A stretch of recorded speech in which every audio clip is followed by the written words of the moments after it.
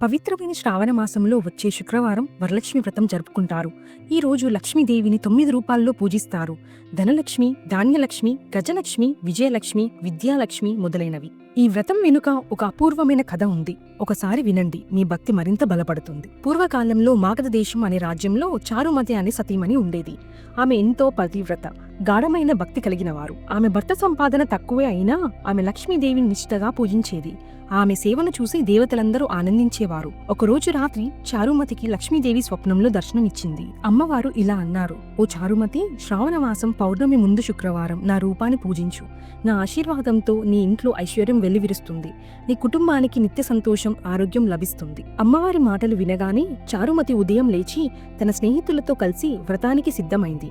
చక్కగా కలశాన్ని స్థాపించి తులసి, పసుపు, కుంకుమలతో అమ్మవారిని పూజించింది. ఆమె చేసిన వ్రతానికి తృప్తి చెందిన లక్ష్మీదేవి స్వయంగా భగవతీ స్వరూపంలో ప్రత్యక్షమైంది. ఆమె ప్రేమతో ఇలా వరమిచ్చింది: నీ భక్తికి నేను మెచ్చాను.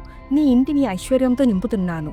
ఆ రోజు నుంచి చారుమతి కుటుంబం ఆనందంతో మునిగిపోయింది. ఇది చూసిన రాజుగారు, ప్రజలు కూడా అదే వ్రతాన్ని ఆచరించసాగారు. అప్పటి నుంచి ప్రతి శ్రావణ శుక్రవారం ఈ వ్రతం ప్రాముఖ్యత పెరిగింది. ఈ వ్రతం కేవలం ధన సంపద కోసమే కాదు, ఆధ్యాత్మిక ఐశ్వర్యం, కుటుంబ శ్రేయస్సు మరియు భక్తి కోసం చేస్తారు.